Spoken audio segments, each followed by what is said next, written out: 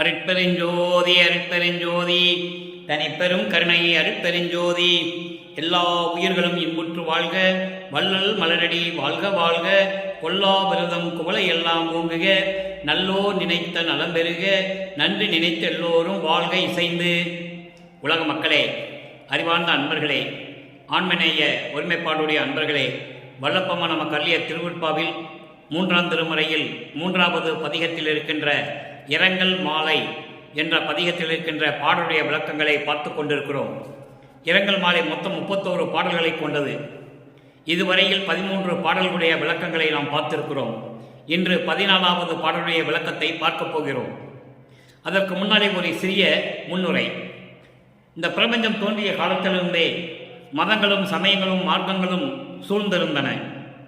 அந்த காலகட்டங்களில் கலியுகத்தினுடைய கடைசி தருவாயில் வல்லப்பமான் அவர்கள் அருட்பெருஞ்சோதி ஆண்டவரால் ஒரு தாயின் வழியாக இந்த மண்ணுலக்கே வருவிக்க உற்றார். சமரச சுத்த சன்மார்க்கம் மக்களிடையே உணர்த்த வேண்டும் என்பதற்காகவும், சமரச சுத்த சன்மார்க்கத்துடைய கொள்கைகளை மக்கள் பின்பற்ற வேண்டும் என்பதற்காகவும், இந்த மதங்களும் சமயங்களும் மார்க்கங்களும் எல்லாம் பொய் என்று சொல்லுவதற்காகவும் இந்த மண்ணுலக்கே நமது இறைவன் வல்லப்பமான் அவர்கள் வருவிக்க உற்றார்கள். இதை நாம் படிப்படியாக பார்த்து கொண்டிருக்கிறோம். அப்போது சமயங்களையும் மதங்களையும் மார்க்கங்களையும் சூழ்ந்திருந்த காலகட்டங்களில் வல்லப்பமான் அவர்கள் வருவிக்க உற்று 9 ஆண்டுகள் கழித்து இறைவன் ஆட்கொண்ட பிறகு அவருடைய மறைப்பு நிலை நீங்குகிறது. மறைப்பு நிலை நீங்கிய உடனே இறைவன் யார் என்று தெரிந்து கொண்டார். இறைவனை பார்ப்பதற்காக திருவொற்றியூர் செல்லுகிறார். அப்போது திருவொற்றியூரிலே மகனுக்கு காட்சி கொடுத்த இறைவன் சிவபெருமான் அதன் பிறகு மகனுக்கு எந்த அருளையும் கொடுக்கவில்லை. இதனால் மீண்டும் நமது இறைவன் வல்லப்பமான் அவர்கள் மீண்டும் திருவொற்றியூருக்கு செல்லுகிறார். அப்போ தெரு ஓரத்திலே நின்று பார்த்து கொண்டிருந்த போது, அதாவது இறைவனுடைய திருவிழா வீதி என்பது பவனி வருவது. தேரிலே பவனி வரும்போது எப்படியாவது இறைவனை பார்த்து விட வேண்டும் என்ற நோக்கத்தில் நமது இறைவன் அவர்கள் வல்லப்பமான் அவர்கள் திருவொற்றியூருடைய தெருவிலே நின்று கொண்டிருக்கிறார். மகன் அங்கே நிற்பதை பார்த்து சிவபெருமான் ஓடுகிறார். திரும்பி பார்க்காமல் ஓடுகிறார். இவரும் பின்னாலேயே ஓடுகிறார். ஓட்டத்தை பிடிக்க முடியவில்லை. ஆக இறைவன் இப்படியெல்லாம் தனக்கு காட்சி கொடுத்தும் இறைவன் அருளை கொடுக்கவில்லையே என்று மனம் வருந்தி நாரையையும் கிளிகளையும் தூது அனுப்புவார். அதனாலும் எந்த பயனும் இல்லை. அதன் பிறகு இறைவனை வேண்டி உருகி எப்படியெல்லாம் வேண்டுகிறார் என்பதையும், இறைவனை நினைத்து எப்படியெல்லாம் உள்ளம் உருகுகிறார் என்பதையும் நாம் பார்க்க போகிறோம். இந்த இரங்கல் மாலை என்பது தன்னை தலைவியாகவும் இறைவனை தலைவனாகவும் வர்ணனை செய்து, உள்ளத்தை தோழியாக வர்ணனை செய்து இந்த பாடலை உலக மக்களுக்கு அறிவித்திருக்கிறார்கள். உலக மக்களுக்கு தெரியப்படுத்த வேண்டும் என்பதற்காக தன்னை தோழியாகவும், தோழியை உள்ளத்தை தோழியாகவும், தன்னை தலைவியாகவும் இறைவனை தலைவனாக வர்ணனை செய்து இந்த பாடலை நமக்கு அருளியிருக்கிறார்கள். அந்த விளக்கங்களை பார்த்து கொண்டிருக்கிறோம். அந்த வகையில் இன்று நாம் பார்க்க வேண்டிய பாடல் இரங்கல் மாலை 3ஆம் திருமுறை 3வது பதிகம் பாடல் 14. 14வது பாடலை பார்க்க போகிறோம். பாடலை நன்றாக கவனியுங்கள். அதன் பிறகு இந்த பாடலுடைய பதவுரை, அதன் பின் தெளிவுரை. இதனால் உலக மக்களுக்கு என்ன சொல்ல வருகிறார் நமது இறைவன் என்பதையும் சேர்த்து பார்க்க போகிறோம். அதன் பிறகு சமயங்களையும் மதங்களையும் மார்க்கங்களையும் நீக்கிவிட்ட பிறகு, சமயங்களும் மதங்களும் மார்க்கங்களும் சாராத இறைவன் அருட்பெருஞ்சோதி ஆண்டவர். அப்போ சிவபெருமான் சமயங்களையும் மதங்களையும் மார்க்கங்களையும் சார்ந்திருந்த இறைவன். அதனால் அந்த காலகட்டத்தில் நமது வள்ளற்பெருமான் அவர்களும் அதே போன்றுதான் மதங்களையும் சமயங்களையும் மார்க்கங்களையும் சார்ந்து கொண்டிருந்தார். சமரச சுத்த சன்மார்க்கத்தை பெற்ற பிறகு இறைவனை எப்படி வேண்டுகிறார் என்பதையும் தொடர்ச்சியாக பார்த்து கொண்டிருக்கிறோம். அது 6ஆம் திருமுறையிலே விளக்கம் இருக்கிறது. அதை ஒப்பிட்டு பார்த்து கொண்டிருக்கிறோம். மதங்களையும் மார்க்கங்களையும் சமயங்களையும் சார்ந்திருந்த போது எப்படி இறைவனை வேண்டினார், எப்படி இறைவனை உருவகப்படுத்தினார். அதன் பிறகு அருட்பெருஞ்சோதி ஆண்ட பிறகு இறைவனை எப்படி அழைக்கிறார் என்பதை ஒப்பிட்டு பார்த்து கொண்டிருக்கிறோம். அதை நீங்கள் நன்றாக கவனித்துக் கொண்டே வர வேண்டும். இப்போ திருவொற்றியூரில் இருக்கின்ற இறைவனை சொல்லுகிறார். கஞ்சன் அறியார் ஒற்றியினார் கண் 3 உடையார். இறைவனை எப்படி சொல்றாருன்னு நீங்க பார்க்கணும். கஞ்சன் அறியார், கஞ்சன் என்பவன் பிரம்மன். பிரம்மன் அறிய முடியாத, பார்க்க முடியாத இறைவன். ஒற்றையனார் திருவொற்றியூரில் இருக்கின்ற இறைவன் கண் 3 உடையார், 3 கண்களை உடைய இறைவன். இறைவனை உருவகப்படுத்துகிறார். சமரச சுத்த சன்மார்க்கத்தை பெற்ற பிறகு இறைவனை எப்படி சொல்லுகிறார் என்பதை நீங்கள் பார்த்துக் கொள்ளலாம். கனவினும் மஞ்சம் அறியார் எந்தனக்கு மாலையிட்டது ஒன்று அல்லால், மாலையிட்டது ஒன்று அல்லால் மஞ்சம் தனில் என்னோடு மருவி இருக்க நான் அறியேன். கொஞ்சல் மதிநீர் முதலாய் எப்படி சொல்றார் பாருங்க. அதாவது தோழியை வர்ணனை செய்கிறார். கொஞ்சம் மதிநீர் முதலாய் என் குறையை எவருக்கு கூறுவேனே. இது பாடல். இந்த பாடலில் வருகின்ற பதவுரை பாருங்க. கஞ்சன் அறியார், பிரம்மன் அறிய முடியாத இறைவன். பிரம்மன் இறைவனை பார்க்க முடியவில்லை. அது பின்னால் விளக்கம் நிறைய இருக்கிறது, பார்த்துக்கொள்ளலாம். பிரம்மன் அறிய முடியாத இறைவன், பிரம்மன் காண்பதற்கரிய இறைவன். ஒற்றையனார் திருவொற்றியூரில் இருக்கின்ற இறைவன். கண் 3 உடையார், நெற்றிக்கண்ணோடு சேர்த்து 3 கண்களை உடைய இறைவன். அவர் எந்தன கனவினும் மஞ்சம் அறியார். கனவில கூட மஞ்சத்தை நினைக்க மாட்டார். வஞ்சகமில்லாத இறைவன். எந்தனக்கு மாலையிட்டது ஒன்று அல்லால், தன்னை பெண்ணாக உருவப்படுத்தியதான் மாலையிட்டது என்று சொல்கிறார். உலக மக்களிடம் சொல்லும் பொழுது என்னை ஆட்கொண்டானே தவிர, அப்படிதான் நான் பொருள் கொள்ள வேண்டும். இறைவன் என்னை ஆட்கொண்டானே தவிர என் பக்கத்தில் வந்து என்னோடு கலந்து கொள்ளவில்லை என்று உலக மக்களுக்கு சொல்லுகிறார். ஆனால் தோழியிடம் சொல்லுவது போல சொல்லும்போது எனக்கு மாலையிட்டாரே தவிர மஞ்சம் தனில் என்னோடு மருவி இருக்க நான் அறியேன். மலர் படுக்கையில் என்னோடு சேர்ந்து அவர் படுப்பதை நான் பார்க்கவில்லை. அதாவது என்னை அணைத்துக் கொள்ளவில்லை என்று சொல்லுகிறார், என்னோடு கலந்து கொள்ளவில்லை என்று சொல்லுகிறார். உலக மக்களே, இறைவன் என்னை 9வது ஆண்டில் ஆட்கொண்டானே தவிர அதன் பிறகு எனக்கு எந்த அருளையும் தரவில்லை. அவர் என்னோடு கலந்து கொள்ளவும் இல்லை. அதைதான் மஞ்சம் தனில் மலர் படுக்கையில் என்னோடு சேர்ந்து படுத்ததை நான் அறியேன் என்று சொல்லுகிறார். இதன் பொருள் என்னவென்றால் உலக மக்களுக்கு தெரிவிக்கிறார். எப்படி? அவர் என்னை ஆட்கொண்டாரே தவிர அவர் எந்த அருளையும் எனக்கு கொடுக்கவில்லை என்று உலக மக்களுக்கு சொல்லுவது போல தோழியிடம் சொல்லுகிறார். தோழி என்பது உள்ளத்திடம் சொல்லுகிறார். கொஞ்சம் மதிநீர் முதலாய் பிறை சந்திரன் போல நெற்றி உடைய எனது தோழியே, இந்த குறையை நான் எவருக்கு கூறுவேன் என்று சொல்கிறார். பாடலின் மைய கருத்து, உலக மக்களே, நான் இறைவனால் இந்த மண்ணுக்கு வருவிக்க உற்று, ஒரு தாயின் வழியாக இந்த மண்ணுக்கு வருவிக்க உற்று 9வது ஆண்டில், நான் வருவிக்க உற்ற 9வது ஆண்டில் என்னை இறைவன் ஆட்கொண்டான். அவனை பார்ப்பதற்காக நான் திருவொற்றியூர் சென்றிருந்தேன். எனக்கு காட்சி கொடுத்தும் மறைந்து விட்டார். அதன் பிறகு நான் திருவுருவத்திலே நின்று கொண்டிருந்த போது திருவிழா வீதியை பார்க்க, அதாவது பவனியை பார்க்க, இறைவனுடைய பவனியை வீதியிலே வரும்போது பார்ப்பதற்காக நான் தெருவிலே நின்று கொண்டிருக்கிறேன். என்னை திரும்பி பார்க்காமல் ஓடுகிறார். நானும் பின்னால் ஓடினேன். அந்த ஓட்டத்தை பிடிக்க முடியவில்லை. இப்படிப்பட்ட இந்த நிலையில் இருந்து கொண்டு நான் இறைவனை வேண்டிக் கொண்டிருந்தேன்.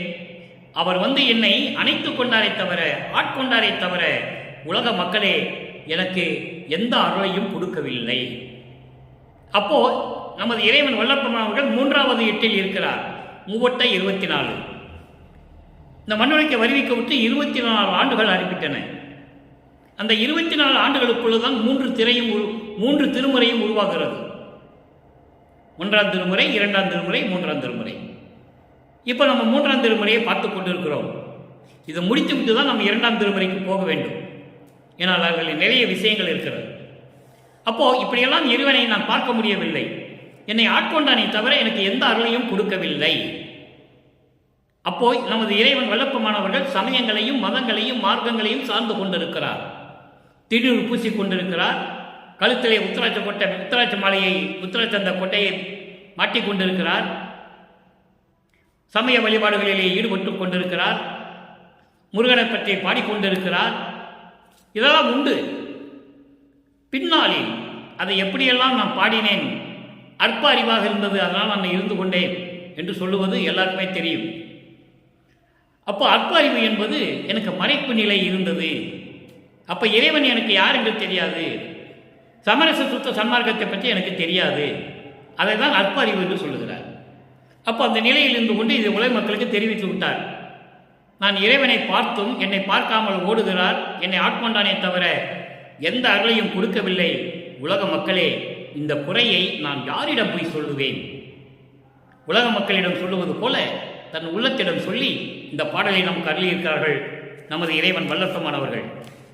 இப்போ இதே நிலை சமயங்களையும் மதங்களையும் மார்க்கங்களையும் சார்ந்த பிறகு, சமரச சுத்த சன்மார்க்கத்தை பெற்ற பிறகு இறைவனை எப்படி எங்கே இருக்கிறார் என்று சொல்லுகிறார், இறைவனிடம் எப்படியெல்லாம் அருளை பெற்றுக் கொண்டார் என்று சொல்லுகிறார். அது மட்டும் இல்லாமல் சமயங்களிலும் மதங்களிலும் மார்க்கங்களிலும் சார்ந்திருந்த நிலையில் தான் செய்த தவறுகளை எல்லாம் மன்னித்து என்னை ஆட்கொண்ட இறைவனை என்று சொல்லுவார். இந்த நிலைகளை இப்போ நாம் பார்க்க போகிறோம்.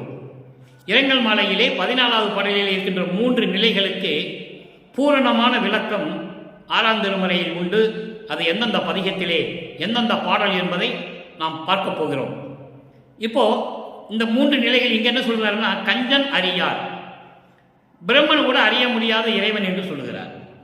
இதை திருவடி புகழ் சிறை வல்லற்பெருமான் சொல்லுவார். மறையவன் கனவினும் காணாத பதம், அந்த மறையவன் பரவும் பதம்.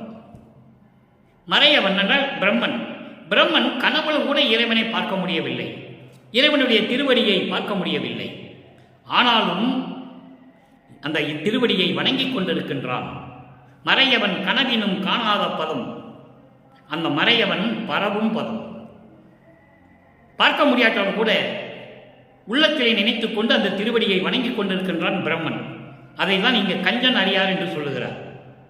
அங்கே பிரம்மன் எப்படி திருவடியை யாரும் பார்க்கவில்லை என்பதை தெளிவாக சொல்வார். ஒரு பாடல் இருக்கிறது, அதை நாம் பார்க்க போகிறோம். முதலிலே 6ஆம் திருமுறையிலே 20வது பதிகம் பிள்ளை பெரு விண்ணப்பம் 34வது பாடல். இங்கே சமயங்களையும் மதங்களையும் மார்க்கங்களையும் சார்ந்திருந்த போது 3ஆம் திருமுறையிலே இரங்கல் மாலையிலே இருக்கின்ற 14வது பாடலுக்கு பிள்ளை பெருவிண்ணப்பம் 34வது பாடலிலே ஒரு விளக்கம். நல்லா பாருங்க. உடைய அம்பலத்தில் ஒருவனே, இங்கே திருவொற்றியூரில் இருக்கின்ற இறைவன் சொல்லுவார். அங்கே உடைய அம்பலத்தில் ஒருவனே, வடலூர் சத்தியஞான சபையிலே திருச்சிற்றம்பலத்திலே விளங்கிக் கொண்டிருக்கின்ற ஒருவனே, அருட்பெருஞ்சோதியே, என்றன் உயிருக்கு உயிர் ஆகிய ஒளியே, என்னுடைய உயிருக்கு உயிராக விளங்கிக் கொண்டிருக்கின்ற ஒளியே, ஒளி என்பது அருட்பெருஞ்சோதியே. கடையன் நான் நனவில் நடுங்கிய நடுக்கம் கணக்கிலே சிறிது உறும். எங்கே? நனவுல. அடுத்து பாருங்க, கனவில் இடையூறு நடுக்கம் கருதவும் சொலவும் எண்ணவும் எழுதவும் படுமோ, நடையுறு சிறியேன் கனவு கண்டு உள்ளம் நடுங்கிடாத நாளும் ஒன்று உளதோ. இது பாடல். இதனுடைய விளக்கம் பாருங்க. உடைய அம்பலத்தில் ஒருவனே, திருச்சிற்றம்பலத்தை உடைய, திருச்சிற்றம்பலத்திலே விளங்கிக் கொண்டிருக்கின்ற அருட்பெருஞ்சோதி ஆண்டவரே, சத்தியஞான சபையில் அருள் நடனம் செய்து கொண்டு அருளாட்சி செய்து கொண்டிருக்கின்ற அருட்பெருஞ்சோதி ஆண்டவரே, எந்த விளக்கம் வேணாலும் நீங்கள் எடுத்துக்கொள்ளலாம். என்னுடைய உயிருக்கு உயிராக விளங்கிக் கொண்டிருக்கின்ற அருட்பெருஞ்சோதியே, கடையன் நான் நனவில் நடுங்கிய நடுக்கம் கணக்கிலே சிறிது உறும். கடையன் நான் என்பது அறிவில்லாதவன். எப்போ? சமயங்களையும் மதங்களையும் சார்ந்திருந்த போது, சமயங்களையும் மதங்களையும் மார்க்கங்களையும் சார்ந்திருந்த போது சுத்த சன்மார்க்க அறிவு எனக்கு இல்லை. சுத்த சன்மார்க்க நெறி என்னிடம், சுத்த சன்மார்க்க நெறி என்னவென்று எனக்கு தெரியாது. அப்படி நிலையில் இருந்த நான், கடையன் நான் நனவில் நடுங்கிய, நனவி என்பது விழிப்பு நிலை, நனவு என்பது விழிப்பு நிலை. விழிப்பு நிலையில் நான் நடுங்கிய நடுக்கம் ஒரு சிறிதளவுதான், கணக்கிலே சிறிது உறும். ஒரு சிறு அளவுதான். நான் அதாவது விழிப்பு நிலையில் இருக்கும்போது, தூங்காத நிலையில் இருக்கும்போது என் உள்ளம் நடுங்கிய நடுக்கம் சிறிது அளவுதான், கொஞ்சம் தான். ஆனால் கனவிலே இடையூறு நடுக்கம், என் கனவிலே வந்து துன்பம் செய்யக்கூடிய அந்த நிலைகள் எல்லாம் நடுக்கம், அந்த நடுக்கம் கருதவும் சொல்லவும் எண்ணவும் எழுதவும் முடியுமோ? சொல்ல முடியாது, நினைக்க முடியாது, எழுத முடியாது. அப்படிப்பட்ட துன்பங்கள் எல்லாம் வந்தது கனவுல. நடையுறு சிறியேன் கனவு கண்டு உலக நடையிலே, உலக வாழ்க்கையிலே உன்னாலே இந்த மண்ணுக்கு வருவிக்க உற்று இந்த உலகிலே இருக்கும்போது இந்த மகன், சிறியன் என்பது மகன், இந்த மகன் கனவு கண்டு உள்ளம் நடுங்கியதை ஒரு நாளாவது நினைக்காமல் இருந்ததுண்டா? கனவு கண்டு உள்ளம் நடுங்கிடாத நாள் உண்டா? ஒரு நாள் கூட கிடையாது. ஒவ்வொரு நாளும் கனவிலே என் உள்ளம் எப்படி நடுங்கியது, இந்த மகனுடைய உள்ளம் எப்படி நடுங்கியது என்பது உனக்கு தெரியாதா? எவ்வளவு அற்புதமா சொல்றாரு பாருங்க. உன்னால் அதனை வருவிக்க விட்டேன், உன்னால் அதனை வருவிக்க விட்டு இந்த மண்ணுலகில் எவ்வளவு துன்பங்கள் அடைந்தேன்.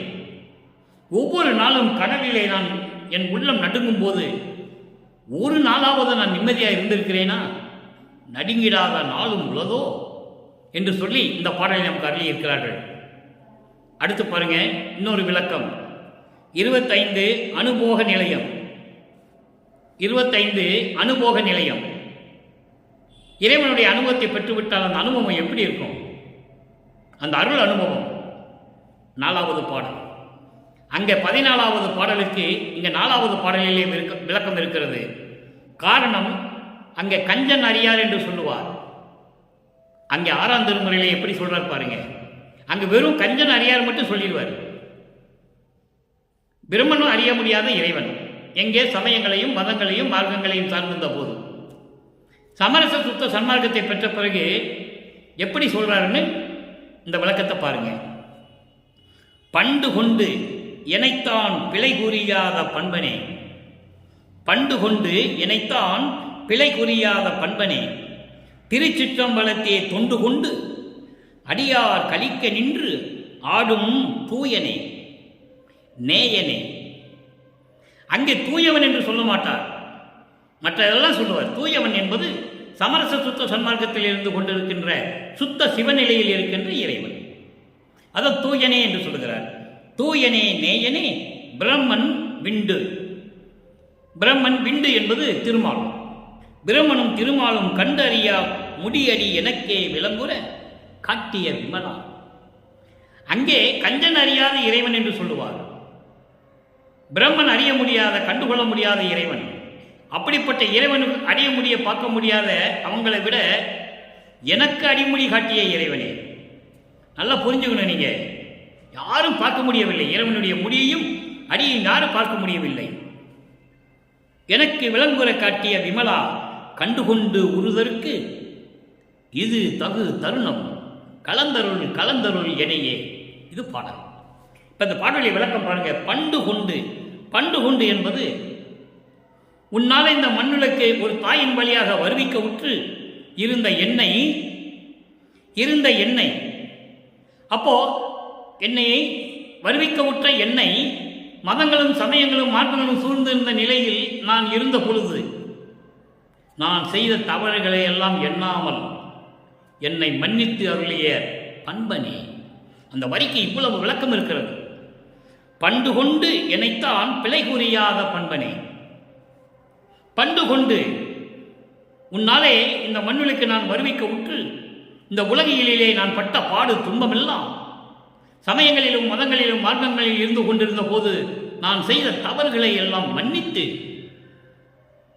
என்னை ஆட்கொண்ட பண்பனே, பண்பாளனே, இறைவனே, அருட்பெருஞ்சோதியே, திருச்சிற்றம்பலத்தே தொண்டு கொண்டு அடியார் கலிக்க நின்று ஆடும் தூயனே. திருச்சிற்றம்பலத்தை தொண்டு கொண்டு அடியார் சாதுக்கள், சமரச சுத்த சன்மார்க்கத்தை என்ற சாதுக்கள் தொண்டு செய்து கொண்டு உன்னை போற்றிக் கொண்டிருக்கிறார்களே, அப்படிப்பட்ட தூயவனே, திருச்சிற்றம்பலத்தை தொண்டு கொண்டு திருச்சிற்றம்பலத்திலே சத்தியஞான சபையில் தொண்டு செய்து கொண்டு இருக்கின்ற சாதுக்கள், சமரச சுத்த சன்மார்க்கத்தை சேர்ந்த சாதுக்கள் எல்லாம் கலிக்க மகிழும்படி நின்று ஆடும் தூயனே. அங்கே அருளாட்சி செய்து கொண்டு அருள் நடனம் புரிந்து கொண்டிருக்கின்ற தூய்மையானவனே, சமரச சுத்த சன்மார்க்க தலைவனே, அருட்பெருஞ்சோதியே, நேயனே, எனது நண்பனே, பிரம்மன் விண்டு கண்டு அறியா முடி அடிமுடியெல்லாம் எனக்கே காட்டுவித்து விளங்குற காட்டிய விமலா. விமலா என்பது நான் ஏற்கனவே இந்த விளக்கம் தந்திருக்கிறேன். விமலன், அமலன், நிமலன் என்றெல்லாம் இறைவனை சொல்லுவார். எல்லாமே ஒரே பொருள்தான். அதாவது மலங்களை நீக்கிய இறைவன். ஆணவம், கண்மம், மாயை, மாமாயை, துரோதை, இந்த 5 மலங்களை நீக்கியவன் விமலன். அப்படிப்பட்ட இறைவனே, அருட்பெருஞ்சோதியே, பிரம்மனும் திருமாலும் கண்டு அறிய முடியாத முடி அடி எனக்கே விலங்கு உற காட்டிய விமலா. விளக்கமாக முழுவதுமாக எனக்கு காட்டிய விமலா என்று சொல்வார். இதை வல்லப்பெருமான் 1ஆம் திருமுறையிலிருந்து 6ஆம் திருமுறைக்கு நிறைய இடங்களில் சொல்லுவார். அதெல்லாம் எல்லாமே முழுவதுமாக விளக்கம் தர நமக்கு நேரம் பட்டாது. ஒரு சில பாடல்களை மட்டும் இங்கே நான் எடுத்துக்காட்டாக, அதாவது திருவருட்பாவில் இருக்கின்ற உண்மைகளை, பிரபஞ்சத்தின் உண்மைகளை எடுத்து சொல்ல நான் கடமைப்பட்டிருக்கிறேன். நான்முகத்தோனும் திரு நெடுமாலும், நல்ல கவனிங்க, அடிமொழி யாருமே பார்க்கல, அதை பாடலில் சொல்றதுக்கு விளக்கம் மக்களுக்கு சொல்லி ஆக வேண்டும். அது நமது கடமை. நான்முகத்தோனும் திரு நெடுமாலும் மெஞ்ஞானம் என்னும் வான்முக கண்கொண்டு காணாமல் தன் உருமாறியும், எப்படி சொல்றார் பாருங்க, தன் உருமாறியும் ஊன்முக கண்கொண்டு செந்தாமரை சேவடியும் தேன்முக கொன்றை முடியையும் செந்தாமரை சேவடியையும் ஊன்முக கண்கொண்டு காணாமல் தேடி நின்றார் சற்றும் உணர்விலே. இது பாடல் திருவருண்மொழியிலே வரும். 1ஆம் திருமுறையிலே அது வரும், 2ஆம் திருமுறையிலே வரும். 2ஆம் திருமுறையில் நிறைய பாடல்கள் உண்டு. பிரம்மனும் திருமாலும் என்ன பண்றாங்க, அவங்களுக்கு மெஞ்ஞானம் என்ற ஒரு ஞானம் இல்லை. நான் ஏற்கனவே ஞானத்துக்கும் மெஞ்ஞானத்துக்கும் விளக்கம் கொடுத்திருக்கிறேன். ஞானம் என்பது வேறு. ஞானம் என்பது இறைவனை அருளை பெற்றுக்கொண்டு ஞானத்தால் பாடல்களை பாடுவது. மெஞ்ஞானம் என்பது முக்காலத்தையும் உணர்ந்தவன். இவங்களுக்கு இறைவனுடைய முடியும் பார்க்கறதுக்கும் தெரியல. மெஞ்ஞானம் என்னும் வான்முக கண் கொண்டு காணாமல், அப்போ அவங்களுக்கு மெஞ்ஞானம் இல்லை என்று சொல்லுகிறார். பிரம்மனுக்கு திருமாலுக்கு மெஞ்ஞானம் இல்லை. மெஞ்ஞானம் இருந்திருந்தால் இருந்த இடத்திலேயே இறைவனை பார்த்திருக்கலாம். தம் உருமாறியும், பிரம்மன் அன்னப்பறவையாகவும் திருமால் பன்றியாகவும் உருமாறுகிறார்கள். உருமாறியும் தேன்முக கொன்றை முடியும், கொன்றை மலர்களால் சூடப்பட்ட அந்த சடமுடியையும் புத்தம் புது மலர்களால், அதான் தேன்முகம் சொல்ற, புத்தம் புது மலர்கள் தான் தேன் சொரியும். வாடிய மலர்களில் தேன் இருக்காது. அப்படி புத்தம் புது மலர்களால் சூடப்பட்ட அந்த கொன்றை முடியையும் செந்தாமரை சேவடியும், செந்தாமரை போன்று சிவந்திருக்கின்ற அவருடைய திருவடிகளிலேயும் ஊன்முக கண் கொண்டு காணாமல் தேடி நின்றார். இந்த உடம்பில் இருக்கிற கண்ணை வச்சு கூட அவங்களால் தேட முடியல.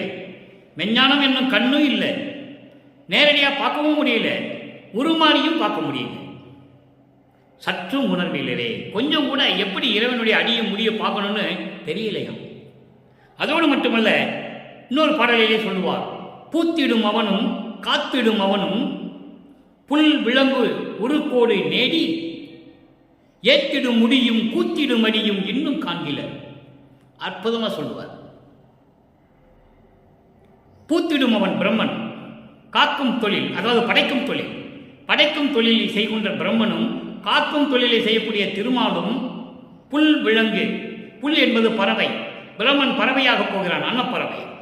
இவன் விலங்கு பன்றி, பன்றியும் விலங்கு எடுத்து உருவெடுத்து நேடியும் ஏத்திடும் முடியும், தெய்வீகமான அந்த இறைவனுடைய முடியையும் கூத்திடும் அடியும் நடனமாடுகின்ற திருமடியையும் இன்னும் காண்கில, இன்னும் பார்க்கலையா. நெடுமால் பன்றி என நெடுநாள் மேடியும் கண்டறியாத பூம்பாதங்கள் என்று சொல்லுவார். இறைவனுடைய திருவடியை நெடுமால் பல காலம் பல யுகங்கள் பன்றி உருவம் எடுத்து மண்ணை தோண்டி பாதாள உலகத்தில் சென்று கொண்டிருக்கிறான். இறைவனுடைய திருவடியை பார்க்க முடியவில்லை. அதே போன்று 6ஆம் திருமுறையிலே பாடலிலே சொல்லுவார், அயனும் மாலும் துருவி நிற்க எனக்கே அடிமொழிகள் காட்டுவித்து அடிமை கொண்ட பதியை என்று சொல்லுவார். பிரம்மனும் திருமாலும் துருவி நிற்க, முடியையும் அடியையும் பார்க்க முடியாமல் திணறிக் கொண்டிருக்க, புலம்பிக் கொண்டிருக்க, அழுது கொண்டிருக்க, எனக்கு மட்டும், அருமையா சொல்லுவார், எனக்கு மட்டும், இந்த பிரபஞ்சத்தில் யாருக்குமே கிடையாது, எனக்கு மட்டும் அடிமொழிகள் காட்டுவித்து அடிமை கொண்ட பதியே. என்று சொல்லுவார். அதை தான் இங்கு சொல்லுகிறார். பிரம்மனும் விண்டும் கண்டு அறிய முடியாத முடியடி எனக்கே விலங்குற காட்டிய விமலா. கண்டுகொண்டு உறுதற்கு இது தகு தருணம். கண்டுகொண்டு என்பது என்ன? என்னை பார்த்து அருளை தருவதற்கு இதுதான் நல்ல நேரம். எனவே விரைவில் வந்து கலந்தருள் எனியை என்று சொல்லுகிறார். இன்னைக்கு 3வது திருமுறையிலே பார்த்த பாடல் 14வது பாடலிலே என்னை ஆட்கொண்டாரே தவிர அருளை கொடுக்கவில்லை என்று சொல்லுவார். இப்போ அருளை பெற்றுக்கொண்டு இருக்கிறார். எப்படி? சமயங்களையும் மதங்களையும் மார்க்கங்களையும் தவிர்த்து விட்டு சுத்த சன்மார்க்கத்தை பெற்ற பிறகு இறைவனுடைய அடியும் முடியும் பார்த்து அருளை பெற்றுக்கொண்டார். ஒவ்வொரு அருளாக ஒவ்வொரு விதமாக பெறுவார். இறுதியாகத்தான் அருட்பெருஞ்சோதியை பெறுவது, அருட்பெருஞ்சோதி ஆண்டவர் மகனோடு கலந்து கொள்ளுவது. அவர் வெள்ளப்பமன் ஒன்றும் மறையவில்லை. ரூமுக்குள்ளே போனார், அறைக்குள்ளே போனார், கதவை தாளிட்டார், மறைஞ்சிட்டார். அப்படி அல்ல. அறைக்குள்ளே போனார், நான் அறைக்குள்ளே போகிறேன் என்று சொன்னார், அவ்வளவுதான். அதில் எவ்வளவு பிரபஞ்சத்தின் உண்மைகள் மறைந்து புதைந்து கிடக்கின்றன தெரியுமா? மக்களே, நன்றாக கவனியுங்கள். அவர் ஏற்கனவே இறைவனாகவே வருவிக்கு உற்றவர். மண்ணுலக்கு வருவிக்கு உற்றதனால் சுத்த சன்மார்க்கத்தை மக்களிடம் சொல்ல வேண்டும் என்பதற்காகத்தான் திருவிளையாடல் செய்கிறார்கள், மகனும் தந்தையும் சேர்ந்து. மற்ற திருவிளையாடல்களெல்லாம் போற்றி சொன்னார்கள். இந்த திருவிளையாடலை மக்களிடம் யாரும் சொல்லவில்லை. கலியுகத்தினுடைய கடைசி திருவிளையாடல், அருட்பெருஞ்சோதி ஆண்டவருடைய தனி கடைசி ஒப்பற்ற திருவிளையாடல். தன் மகனை இந்த மண்ணுலக்கு வருவிக்க செய்து, சமயங்களிலும் மதங்களிலும் மார்க்கங்களிலும் இருக்க செய்து, அதன் பிறகு இதெல்லாம் பொய் என்று சொல்லி, சமயம் மதமும் பொய் என்று சொல்லுவார் ஞானசரியிலே. நிறைய விளக்கங்கள் இருக்கிறது, நமக்கு நேரம் பற்றவில்லை. அதனால்தான் சுருக்கமாக சொல்லுகிறேன். பொய் என்று சொல்ல செய்து சமரச சுத்த சன்மார்க்கத்தை கொடுத்து உலக மக்களிடம் பரப்புவாயாக என்று சொல்லுகிறார். அதனால் அவர் அருட்பெருஞ்சோதியாகவே வந்தவர், அருட்பெருஞ்சோதி ஆண்டவராக இருக்கின்றவர் நமது வல்லற்பமானவர்கள். அதனால்தான் நான் இறைவன் வல்லற்பமான் என்று சொல்லுவேன்.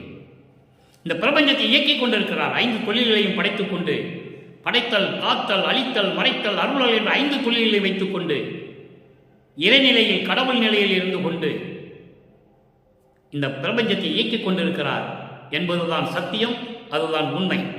எங்க இருக்கிறாரு? சித்தி வளாகத்தில் இருக்காரு, குடிசைக்குள்ளதான் இருக்கு. அவருக்குன்னு எந்த உலகம் வேண்டான்னு சொல்லிட்டார் அப்பா கிட்ட.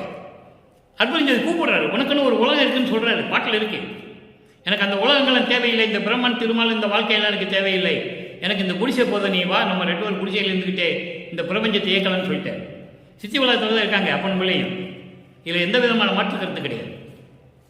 அப்போ இந்த பாடல் முடிஞ்சிருச்சு. இப்போ இறைவன்கிட்ட எப்படியெல்லாம் சொல்லி அருளை பெற்றுக் கொண்டார் என்று சொல்றாரு. அடுத்த ஒரு பாடல் விளக்கம், ஒரு நிலைக்கு அபயத்திறன் 14வது பாடல். அங்கே இருக்கின்ற 14வது பாடலுக்கு 3ஆம் திருமுறையிலே இரங்கல் மாலையில் இருக்கின்ற 14வது பாடலுக்கு 6ஆம் திருமுறையிலே அபயத்திறனிலே 14வது பாடல் ஒரு விளக்கம் இருக்கிறது. நல்லா கவனிங்க. கயந்து உள்ளே உவட்டும் காஞ்சிரம் காயில் கடியணி. காஞ்சிரம் காய் என்பது, காஞ்சிரம்னு ஒரு மரம் இருக்கு. அந்த காஞ்சிர மரத்தில் காய்க்கிற காய் அவ்வளவு கசப்பு, அது எதுக்குமே உபயோகப்படாது. அந்த மரமும் உபயோகப்படாது, அதில் காய்க்கிற காயும் உபயோகப்படாது, அந்த பழமும் உபயோகப்படாது, அவ்வளவு கசப்பு. கயந்து உள்ளே உவட்டும் காஞ்சிரம் காயில் கடியனேன். காமமே கலந்து வியந்து உள்ளே மகிழும் வீணனே. கொடிய வெகுளியே வெய்யனே வெறியே மயர்ந்து உலேன் உலக வாழ்க்கையை. மயர்ந்து உலேன் உலக வாழ்க்கையை. மனையை மக்களை ஒக்கலை மதித்தே நயந்துலேன் எனினும் பயந்துலேன். நல்லா கவனிச்சுட்டே வரணும், விளக்கம் அற்புதமாக இருக்கும். பயந்துலேன் உன்னையே நம்பினேன் கைவிடேல் என்னையே. சமயங்களையும் மதங்களையும் மார்க்கங்களையும் பற்றி கொண்டிருந்த போது, எனக்கு நீ அருள் கொடுக்காத நிலையில் இருந்த போது, கயந்து உள்ளே உவட்டும் காஞ்சிரம் காயில் கடியனே. ஒரு காஞ்சிர மரத்தில் காய் இருக்கின்ற காய் போல உள்ளத்திலே கசப்ப வைத்துக் கொண்டு நான் திரிந்து கொண்டிருந்தேன். அப்படிப்பட்டவன் நான். கடியன் என்னென்ன விளங்கி கொண்டிருப்பவன். காஞ்சிரம் மரத்திலே இருக்கின்ற அந்த கொடிய கசப்பு போன்ற அந்த கசப்பை இந்த உள்ளத்திலே வைத்துக்கொண்டு நான் விளங்கி கொண்டிருந்தவன், விளங்குபவன். காமமே கலந்து என்பது இங்கே காமம் என்பது நீங்கள் இந்த காமம்னா காம ஆசை என்று நீங்கள் நினைக்கக்கூடாது. இங்கே காமமே கலந்து என்பது பெரும் விருப்பம் என்பது உலகியலில் இருக்கின்ற விடயங்களின் மேல் வைத்திருந்த காமம், உலக விடயங்களின் மேல் வைத்திருந்த காமம், பெண்ணாசை, பொன்னாசை, பொருளாசை போன்ற ஆசைகளிலே வைத்துக் கொண்டிருந்த அந்த பெரும் விருப்பு என் உள்ளே மகிழும் வீண், அதெல்லாம் என் உள்ளத்தில் வைத்துக்கொண்டு வீணா போயிட்டேன். சமயங்களையும் மதங்களையும் மார்க்கங்களையும் சார்ந்திருந்த போது இதன் மேலெல்லாம் பற்றுக்கொண்டு இதையெல்லாம் பின்பற்றி நான் வீணாக போனவன். கொடிய வெகுளியேன், கொடிய சினம் கொண்டவன். இங்கே வெகுளி என்பது சினம். கொடிய சினம் கொண்டவன், வெய்யனேன், நெருப்பு போன்றவன், வெறியோடு திரிந்து கொண்டிருக்கிறவன். மயர்ந்து உளேன் உலக வாழ்க்கையை இருந்து கொண்டு நான் மயங்கி உள்ளேன். உலக வாழ்க்கையை கொண்டு மயங்கி உள்ளேன். முன்னால்தானே வருவிக்க விட்டுறேன், எனக்கு எதுவும் தெரியாது. அப்போ அந்த உலக வாழ்க்கையை நான் ஏற்றுக்கொண்டு அதை மயக்கத்தில் இருந்து கொண்டிருந்தேன். மனையை, மக்களை, ஒக்களை மதித்தே நயந்துள்ளேன். இந்த உலகிலே இருக்கின்ற உலக மக்கள் எப்படி மனைவியையும் பிள்ளைகளையும், மனையை என்பது மனைவி, மக்கள் என்பது பிள்ளைகள், அதாவது மனைவியையும் பிள்ளைகளையும் சுற்றம், ஒக்களை என்பது உறவினர்கள், சுற்றத்தார், இவற்றைகளை பெரிதாக நினைத்து கொண்டு வாழ்ந்து கொண்டிருந்தார்கள். அதையும் நான் விரும்பி நினைத்து கொண்டிருந்தேன், நயந்துள்ளேன், விருப்பப்பட்டுள்ளேன். எவ்வளவு உண்மையை தெளிவாக சொல்றாருன்னு நீங்க பார்க்கணும்.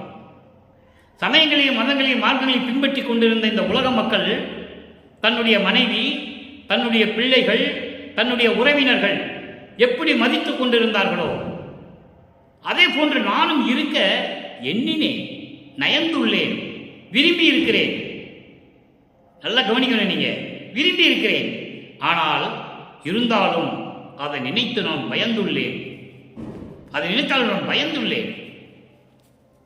இதெல்லாம் வேண்டாம் நமக்கு என்று நான் பயந்துள்ளேன். உன்னையே நம்பினேன், கைவிடேல் என்னையே, நீ தான் வருவிக்க விட்டுறாய். உன்னால தான் நான் வந்தேன், உன்னால தான் மதங்களையும் சமயங்களையும் மார்க்கங்களையும் சார்ந்து இருந்தேன். என்னை ஆட்கொண்டே நீ வாட்டுக்கு போயிட்ட, எந்த அருளையும் கொடுக்கல.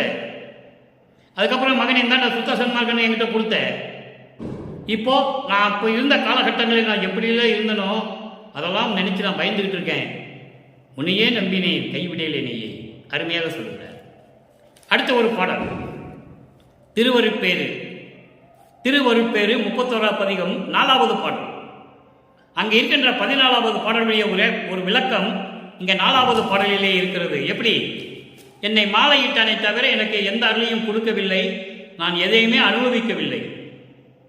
அதுக்கு ஒரு விளக்கம் திருவருட்பேரிலே 4வது பாடலிலே நமக்கு அருளியிருக்கிறார்கள். அதை பார்க்கலாம். பரிகளத்தே திரு அமுதம் படைத்து உணவே பணித்தீர்.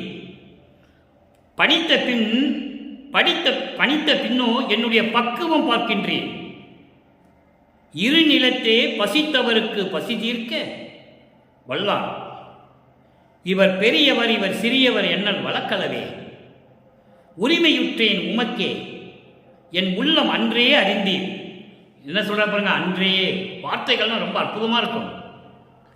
என் உள்ளம் அன்றே அறிந்தீர், உடல் பொருள் ஆவி எல்லாம் உமது என கொண்டீர். திரிவு அகத்தே நான் வருந்த பார்த்து இருத்தல் அளவோ. சிவகாமி வள்ளி மகிழ்ந்திட, சிவகாமி வள்ளி மகிழ் திருநட நாயகரே. இது பாடல். விளக்கம் பாருங்க. பரிகளத்தே திரு அமுதம் படைத்து உணவே பணித்தீர். அமுத சுரபி என்னும் பாத்திரத்தில் இருக்கும் அருள் அமுதை எடுத்து உண்ணுவாயாக என்று கட்டளையிட்டீர். நல்லா கவனிக்கணும். அமுத சுரபின்னு ஒரு பாத்திரம் இருக்கு. அந்த பாத்திரத்தில் இருக்கின்ற அருள் அமுதத்தை எடுத்து நீ உண்ணுவாயாக என்று கட்டளையிட்டீர். அதான் சொல்றாரு, பரிகளத்தே திரு அமுதம் படைத்து உணவே பணித்தீர். அருள் அமுதம் இருக்கக்கூடிய அந்த அமுத சுரபியிலே இருக்கக்கூடிய அந்த அருள் அமுதம் கொடுக்கக்கூடிய பாத்திரத்திலே இருந்து அருள் அமுதத்தை எடுத்து உண்ணுவாயாக என்று சொல்லி எனக்கு கட்டளையிட்டீர். கட்டளையிட்ட பின்னோ எனக்கு கட்டளையிட்ட பிறகு என்னுடைய பக்குவம் பார்க்கின்றேன். பக்குவம் என்பது இங்கே தகுதி. என்னுடைய தகுதியை பார்க்கின்றேன். சிறியவன் என்று பார்க்கின்றேன். மகன் என்று கூட நீர் பார்க்கவில்லை. என்னுடைய பக்குவத்தை பார்க்கின்றீர். இருநிலத்தே பசித்தவருக்கு பசி தீர்க்க வல்லார். இருநிலம் என்பது இங்கே பெரிய மண்ணுலகம், உலகம், பெரிய உலகம். இந்த பெரிய உலகத்திலே பசி தீர்க்க, பசித்தவருக்கு பசி தீர்க்க, பசியோடு இருக்கிறவங்களுக்கு பசியை தீர்ப்பதற்காக நல்லவர்கள் இருக்கிறார்கள். அப்படி நல்லவர்கள் இருக்கும்போது அவர்கள் பெரியவர்கள் சிறியவர்கள் என்று நீ நினைப்பது எப்படி நியாயம்? எந்த விதத்தில் நீதி என்று கேட்கிறார். அதே போன்று எனக்கு நீ அமுத சுரபியில் இருக்கின்ற அந்த அமுத பாத்திரத்தில் இருக்கின்ற அருளமுதை எடுத்து நீ உண்ணுவாயாக என்று சொல்லிவிட்டு அதன் பிறகு என்னை தகுதி பார்க்கிறேன், இவன் சிறியவன் என்று பார்க்கிறேன். அதைத்தான் பின்னால் சொல்றாரே, இந்த மண்ணுலகிலே பசி தீர்ப்பதற்கு பசியோடு இருப்பவர்களுக்கு பசி தீர்ப்பதற்கு நிறைய நல்லவர்கள் இருக்கிறார்கள். அவர்களை போய் அதிலே நீ பெரியவர் நீ சிறியவர் என்று பார்ப்பது எந்த விதத்தில் நியாயம்? என்னல் வழக்கலவே என்று பார்ப்பது என்ன நியாயம், என்ன நீதி, என்ன மரபு என்று கேட்கிறார். அதோடு மட்டுமல்ல, உரிமையுற்றேன் உமக்கே, உம்மாலே இந்த மண்ணுலக்கு வருவிக்க விட்டு அதன் பிறகு நீ என்னை ஆட்கொண்ட பிறகு உனக்கு மகன் என்ற உரிமையை பெற்றேன். எவ்வளவு அற்புதமா சொல்றார் பாருங்க. உரிமையுற்றேன் உமக்கே, மகன் என்ற உரிமையை பெற்றுவிட்டேன். என் உள்ளம் அன்றே அறிந்தீர். இந்த மண்ணுலைக்கு வருவிக்கின்ற பிறகு என்னை ஆட்கொண்ட போதே என் உள்ளம் என்ன என்பது உமக்கு தெரியும். உடல் பொருள் ஆவி, என்னுடைய உடல் பொருள் ஆவி அத்தனையும் நீயே எடுத்துக்கொண்டாய். உனக்கு சொந்தம் என்று எடுத்துக்கொண்டாய். உமது என கொண்டீர். உமது உரிமை உமக்கு சொந்தம் என்று எல்லாமே எடுத்துக்கொண்டீர். திரிவு அகத்தே நான் வருந்த பார்த்து இருத்தல் அளவோ, என் உள்ளத்திலே இப்படிப்பட்ட வேறுபாடுகளையும் முரண்பாடுகளையும் வைத்துக் கொண்டிருப்பது, அப்படியெல்லாம் வைத்துக்கொண்டு நான் வருந்தி கொண்டு இருப்பது உனக்கு அழகா? தந்தைக்கு அழகா? இது மகன் வருந்துவது தந்தைக்கு அழகா என்று சொல்லி இந்த பாடலை நமக்கு அருளி இருக்கிறார்கள். சிவகாமி வெள்ளி மகிழ, என் அம்மை என் தாய் சிவகாம வெள்ளி மகிழும்படி அருள்நடனம் செய்து கொண்டிருக்கின்ற இறைவனே, மகன் வருந்துவதை பார்த்து நீ சும்மா இருப்பது அழகா என்று சொல்லி இந்த பாடலை நமக்கு அருளி இருக்கிறார்கள். இறுதியாக ஒரே ஒரு விளக்கம். மெய்யருள் வியப்பு 112வது பதிகம் 64வது பாடல். 3ஆம் திருமுறையிலே இரங்கல் மாலையில் இருக்கின்ற 14வது பாடலுக்கு 6ஆம் திருமுறையிலே மெய்யறுப்பு வியப்பிலே 64வது பாடல் ஒரு விளக்கம். உறவு பகை என்று இரண்டும் எனக்கு இங்கு ஒன்றது ஆயிற்றே. உறவு பகை, உறவு என்பது விருப்பு, பகை என்பது வெறுப்பு. இப்போ எனக்கு விருப்பு வெறுப்பு எல்லாம் ஒண்ணுதான். எனக்கு சொந்தமே எதுவும் கிடையாது, எனக்கு பகை என்று எதுவும் கிடையாது, எனக்கு பகைவர்கள் என்று யாரும் கிடையாது, சொந்தம் என்று கிடையாது, எனக்கு எல்லாமே ஒன்றுதான். ஒன்று என்று ஆயிற்றே. ஒன்று என்று இரண்டு என்று உணரும் பேதம் ஓடி போயிற்றே. ஒன்று என்பது ஒருமை உணர்வு, ஆண்மநேய ஒருமைப்பாடு. ஆண்மநேய ஒருமைப்பாடும் இரண்டு என்பது உகரம், உகரம் என்பது ஜீவன், இரண்டு என்பது ஜீவன். ஆண்மநேய ஒருமைப்பாடும் இந்த ஜீவனும் எல்லாமே ஒன்றுதான், வேறுபாடு இல்லை, வேறுபாடு இல்லை. அதனால் எனக்கு இதெல்லாம் இந்த வேறுபாடெல்லாம் ஓடி போச்சுன்னு சொல்றேன். இந்த வேறுபாடெல்லாம் என்னை விட்டு ஓடி போச்சு. ஜீவனும் ஒருமைப்பாடும் ஒன்றுதான், வேறு வேறு அல்ல. அந்த பேதமே எனக்கு இல்லை, ஓடி போயிடுச்சுன்னு சொல்றாரு. மரபு நினைவு என்று என்னை வலித்த வலிப்பு நீங்கினேன். மரபு என்பது மறதி, மறதி நினைவு என்பது நினைவில் கொள்வது. இந்த இரண்டுமே என்னை தாக்கிய தாக்கம். இந்த மறதி நினைவு என்று இந்த இரண்டும் என்னை தாக்கிய தாக்கம். வலிப்பு என்பது தாக்கம். தாக்கிய தாக்கம் நீங்கினேன், எல்லாத்தையும் விட்டுவிட்டேன். மன்றில் பரமானந்த நடம் கண்டு இன்பம் ஓங்குகின்றேன். சத்தியஞான சபையிலே அருளடனம் செய்து கொண்டிருக்கின்ற இறைவனே, அருப்பெருஞ்சோதியே, நான் பேரின்பத்தில் விளங்கிக் கொண்டிருக்கிறேன். பேரின்பம் என்பது இறைவனுடைய நிலை, இறைநிலை, கடவுள் நிலை. நான் கடவுளாக இருந்து கொண்டு பேரின்பமாக விளங்கிக் கொண்டிருக்கிறேன் என்று சொல்லி இந்த உலக மக்களுக்கு தெரியப்படுத்துகிறார். எனவே அன்பர்களே, இன்று நாம் பார்த்த பாடலுடைய விளக்கம் 3வது பதிகம் 3வது திருமுறை இரங்கல் மாலையில் இருக்கின்ற 14வது பாடலுக்கு இவ்வளவு விளக்கம் இருக்கிறது. அன்பர்களே, உங்களுக்கு இந்த விளக்கம் புரிந்திருக்கும் என்று நான் கருதுகிறேன். நீங்களும் அப்படிப்பட்ட இறைவனை வணங்கி அருட்பெருஞ்சோதி அருட்பெருஞ்சோதி தனிப்பெருங்கனை அருட்பெருஞ்சோதி என்ற மகாமந்திரத்தை உச்சரித்து மண் அகல் விளக்கிலே ஏற்றி முன் உட்கார்ந்து கொண்டு எந்தவித சமயமும் மதங்களும் மார்க்கங்களும் சொல்லப்பட்ட நெறிமுறைகள் இல்லாமல் சங்கற்ப விகற்பங்கள் இல்லாமல் இறைவனை வழிபட்டு இறைவனுடைய அருளையும் பொருளையும் பெற்று நீங்கள் நோயற்ற வாழ்வில் இந்த வையகத்திலே வாழ வேண்டும் என்று இறைவனோட தயவோடையும் கருணையோடையும் வாழ்த்து விடைபெறுகிறேன். இந்த வள்ளலார் ஊழியன். மீண்டும் நாளை சந்திப்போம். நன்றி, வணக்கம். அருட்பெருஞ்சோதி அருட்பெருஞ்சோதி தனிப்பெரும் கருணை அருட்பெருஞ்சோதி.